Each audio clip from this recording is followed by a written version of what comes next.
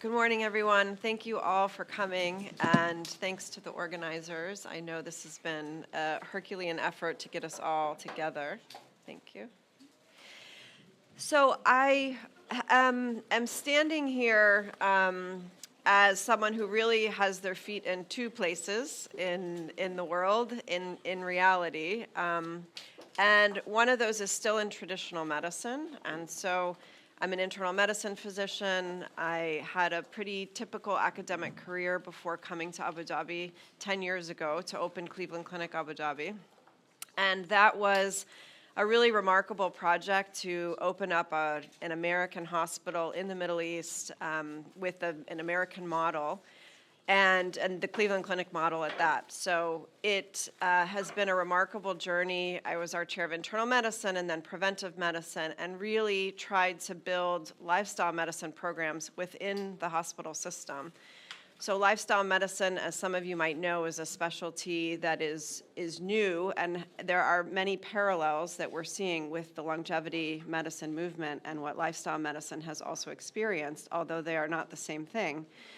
And so as one of the first certified lifestyle medicine physicians globally in 2017, I really embraced this way of approaching patients. How do we take nutrition, exercise, sleep, stress reduction, avoiding substances, and really holding everyone accountable and helping them through behavior change models to prevent disease, but really to treat disease and to reverse it.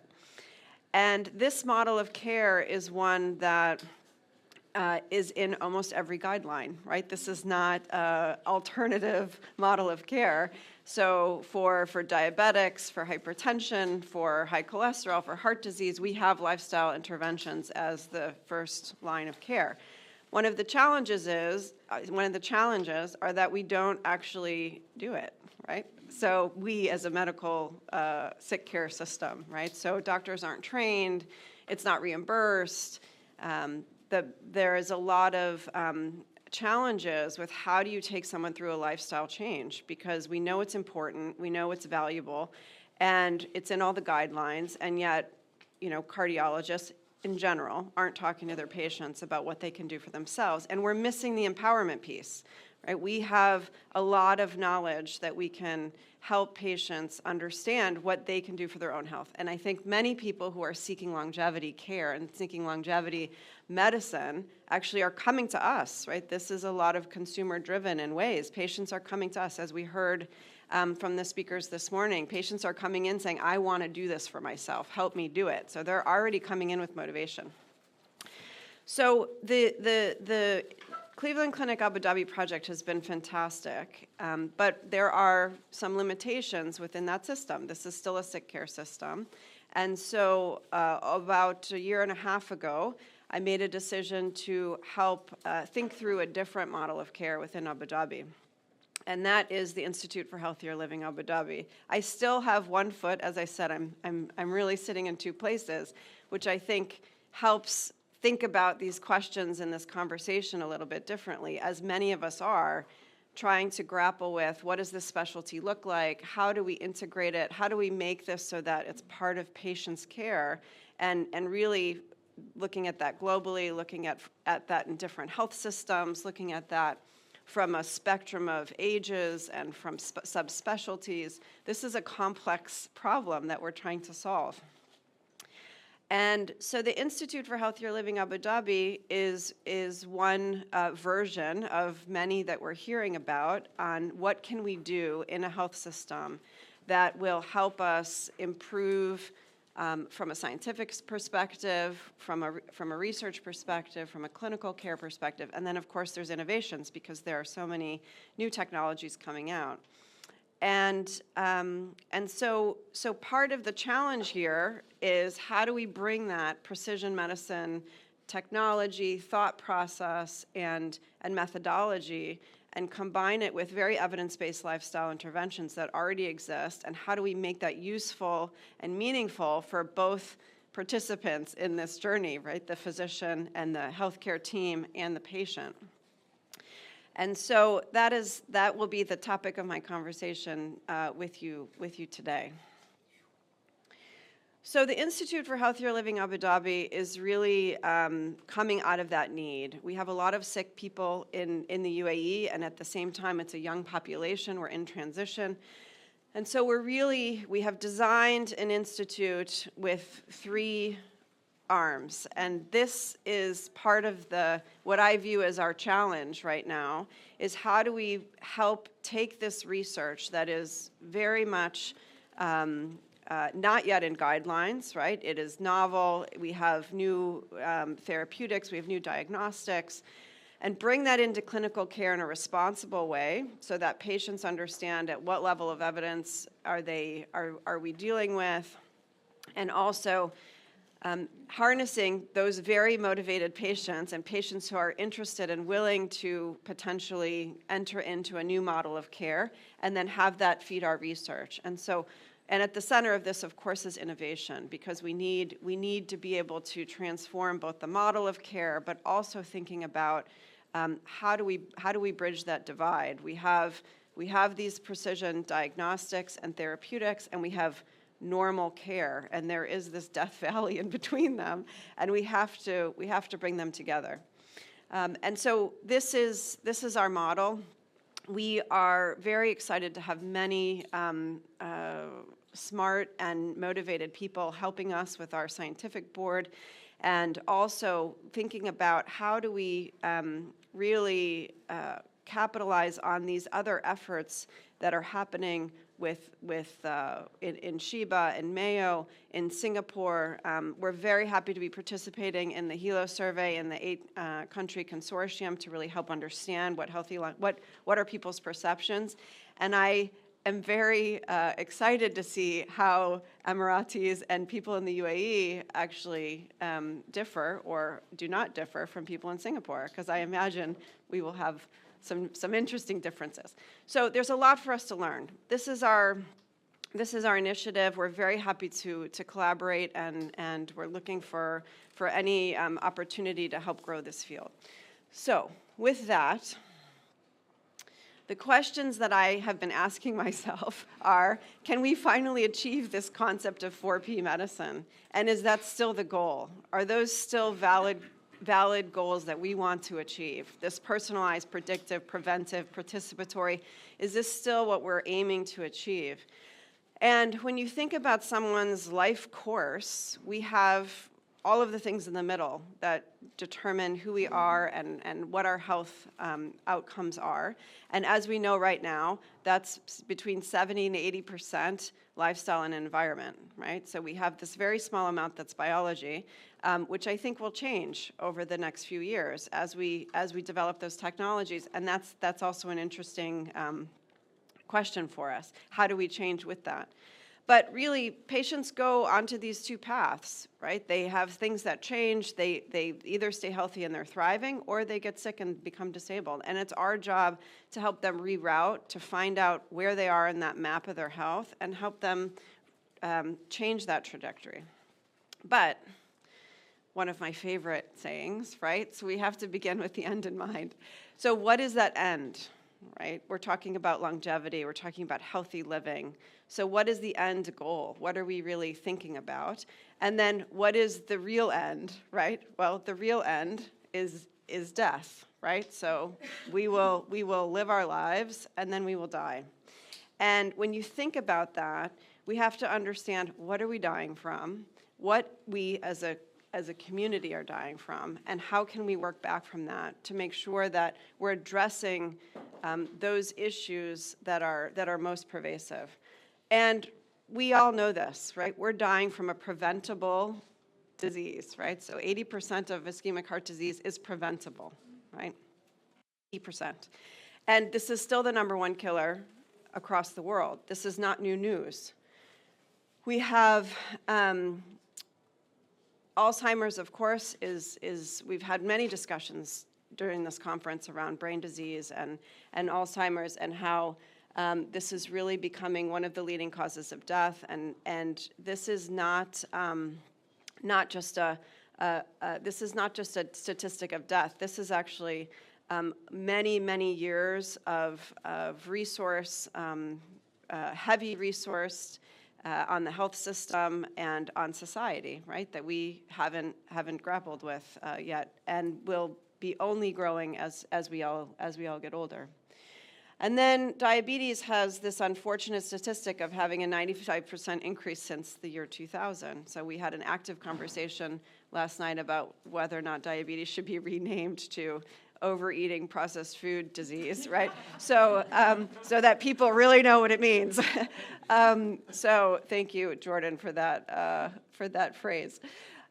So we have this good news: our lives are extending. We have the bad news that we are actually just shifting communicable into non-communicable disease. That is the pattern that's actually happening today. And so when you look at what people are dying from, this is the most recent in the WHO in 2021. This is Uganda's profile. And I have done work in Uganda and know their health system. And you can see that this is the green is all communicable diseases, the blue is non-communicable. That's what it looks like in 2021. This is Denmark in 2021, right? Clearly a difference, and you can see that Alzheimer's and ischemic heart disease are leading the way, with other preventable diseases behind it. And then you have Abu Dhabi in the UAE, which is a young country, and still ischemic heart disease is absolutely leading the way. Again, preventable. And so when you think about the Middle East, it is not often in the large research studies. So we have a population of people that actually have been understudied from a genetic perspective, from a lifestyle perspective. But when you look at their leading modifiable risk factors, these are universal, right? So smoking, alcohol, high BMI, environmental carcinogens.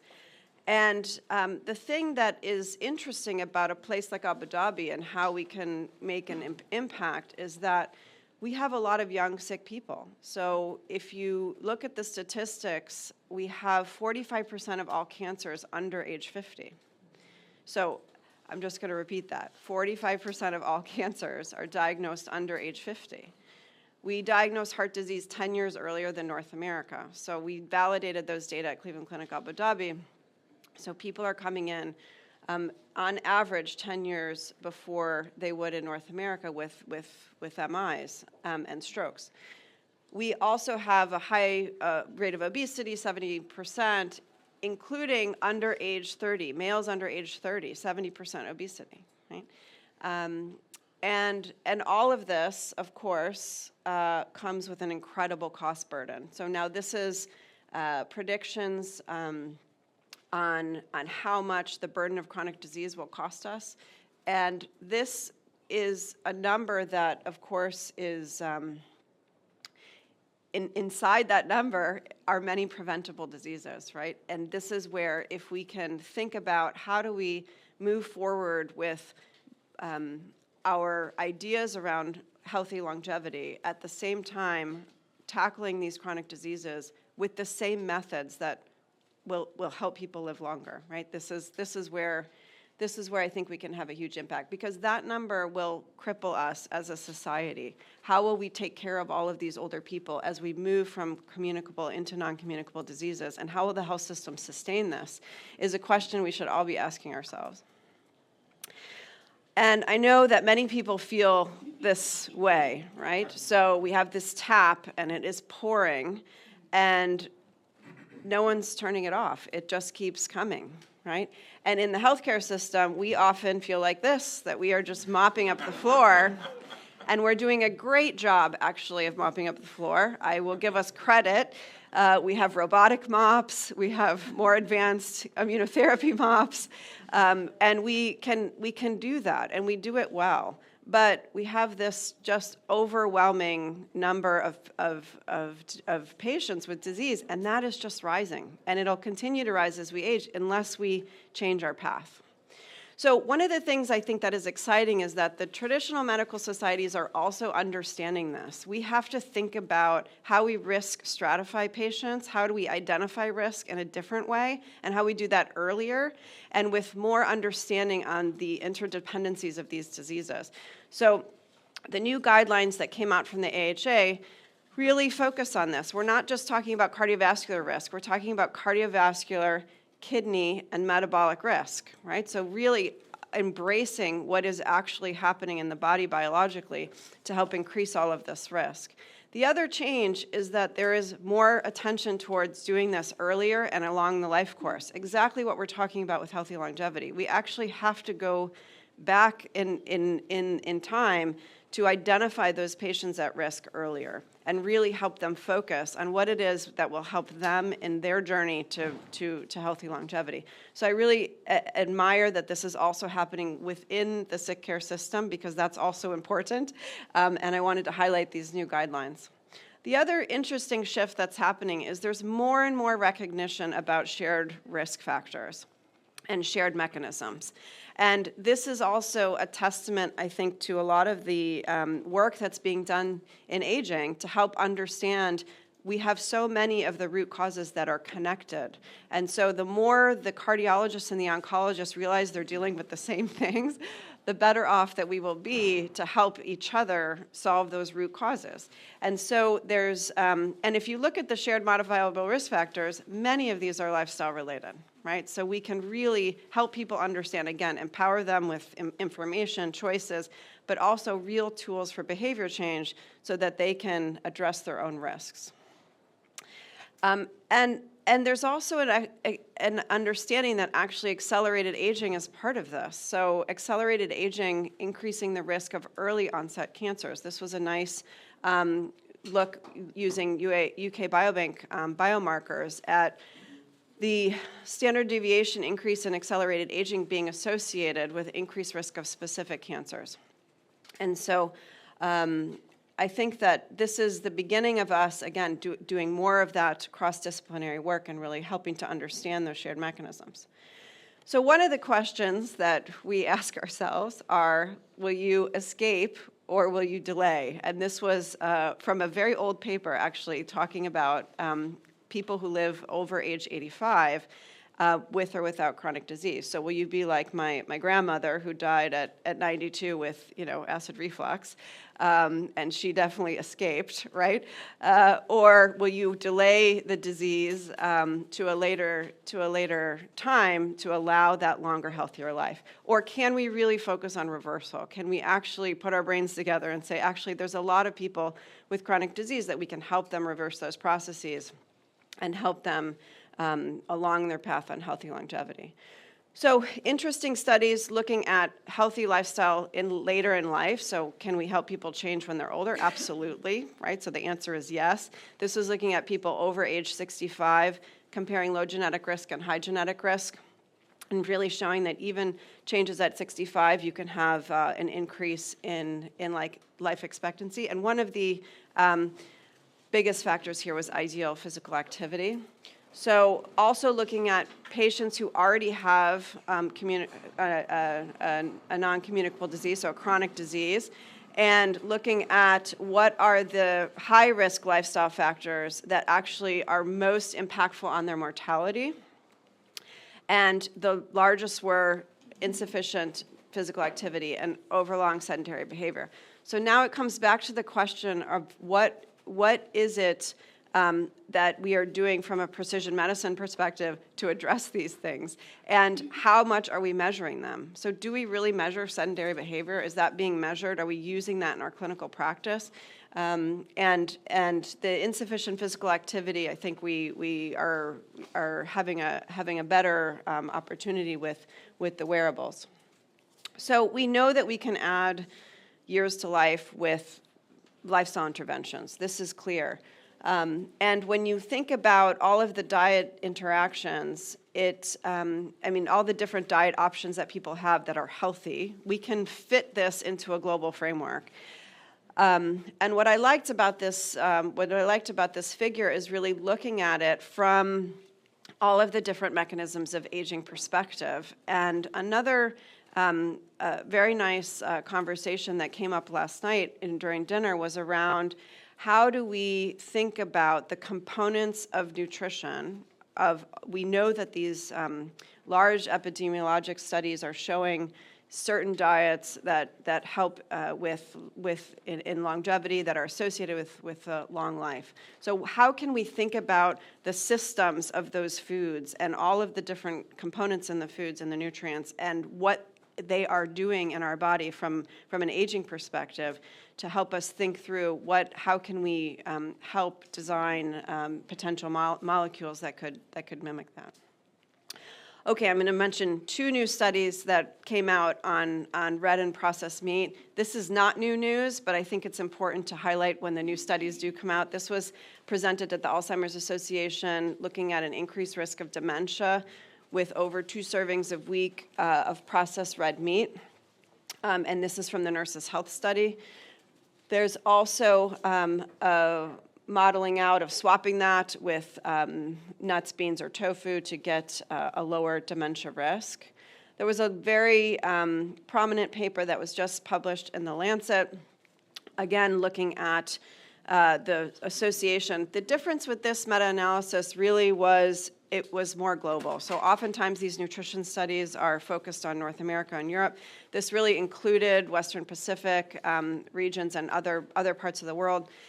And it's over almost 2 million people, and you can see that 50 grams a day of processed meat, so that's on average, that's around 2 slices of ham, was associated with an increased incidence of type 2 diabetes over 10 years of 15%. The red meat, unprocessed red meat was 10%, and poultry 8%. So I think these studies are still important, even though they are association studies. There's a lot of debate and discussion around this right now, but it's good to highlight the global aspect of that. I also want to bring in some studies thinking about what could be the harms of lifestyle interventions and what are the sort of more controversial areas. So fasting and caloric restriction, I think we all embrace.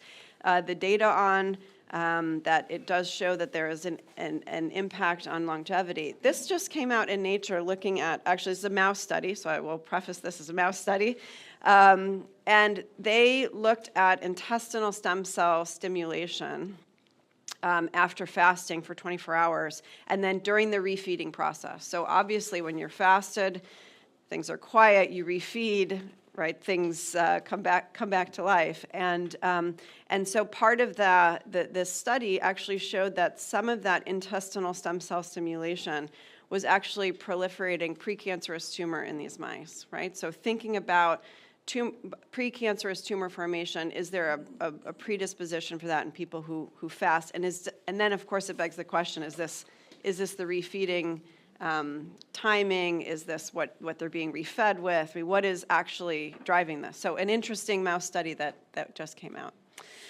And then I want to come back to the precision aspect of this. So I think many people are familiar with the FINGER study. This was a very nicely designed, double-blind, randomized controlled trial of over 1,200 older adults who were at risk for dementia. And so these are over age 60. They really did a multi-domain lifestyle intervention over 2 years. And the question was, can we improve cognition or improve or maintain cognition? And so the answers there were very positive, that there was an improvement in cognition, processing speed, complex memory tasks. Then they did a sub-analysis, because we know, and we've heard earlier today around the genetic predisposition of ApoE alleles. So the question is this also applicable in people with ApoE? And it comes back to the point that negative studies are also important. So actually the subgroup analysis showed that there was no significant difference between these groups. Now that's not bad news, that's good news. Everyone improved. So that is helpful for the ApoE4 carriers, but also thinking about what else then do we need to be looking at within ApoE.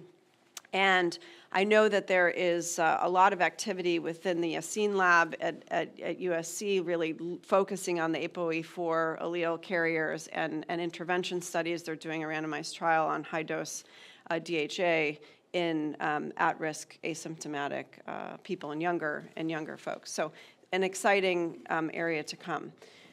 But this is just, I think stating the obvious. We need to be able to understand more about what an individual's risk is, but also how do we measure those interventions and how do we take the lifestyle piece and really make it effective and utilizing the precision medicine technology that we have. So there was a very nice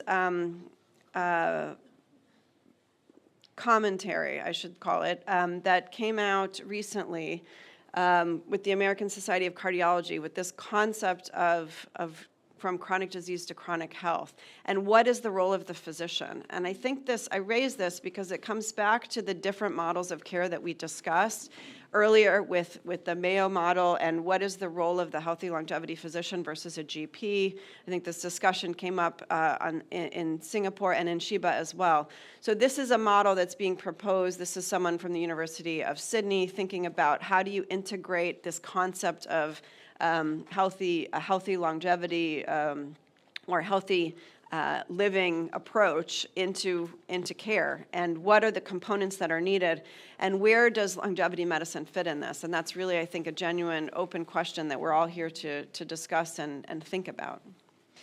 But one of the most important things that we have to embrace is that we have to measure what matters, right? This is a business term that I think is very applicable in medicine. Because when we're thinking about what are we measuring, how are we measuring, how are we going to show that things are improving or not improving, this is something that that really is important. And when we think about lifestyle, we need motivation to change our lifestyle. How do we give people motivation without thinking about overwhelming them with a genetic risk that they might have? And so there was a very nice study that came out in Nature Human Behavior this year looking at the impact of polygenic risk scores and lifestyle changes in early and late cardiovascular disease. And so what they found was that a change from unfavorable to favorable lifestyle was very impactful to reduce the risk of early onset stroke and late onset cardiovascular disease. And in the high genetic risk group, the impact was more than in the low genetic risk group. And also that young adults in this high genetic risk group are actually the people that we can focus our energy on that will get the most impact from these lifestyle changes. So when we're trying to think about this in a health system, how do we identify those high-risk people on a population level, be able to potentially route them into a high-risk program that we can really focus their lifestyle changes in addition to the other interventions that we would have. So this was a very nice layout of that. So I won't focus too much on the aging clocks. I know that there's been a lot of discussion around them. I think that they will be an extremely important measurement for us as we think about lifestyle changes and really showing people that positive reinforcement that what they're doing is genuinely helping them. And I think this comes back to the question of the organs. As we think about lifestyle, obviously there are so many pleomorphic changes that happen, for example, when you're exercising. We're not focused on one organ when we're exercising, right? We have benefits all through the body. But there are some interventions that we would want to be able to implement that are more organ-specific, and there are some things that might motivate people more than others, right? We have to remember that every patient that we see, and we're talking through what are the recommendations, they have to believe it, they have to feel that they can do it, they have to have the tools to do it, and they have to move through to be able to do it, even if it's taking that pill out of the bottle and putting it in their mouth, right? Because we know from studies the compliance of medication is abysmal, right, in traditional care. And so it's hard to imagine that will change without changing those other factors, right? People have to feel engaged with whatever path that we're helping them through. So if we think about the accelerated aging of specific organs and we're associating that with their motivation, then that is really the question.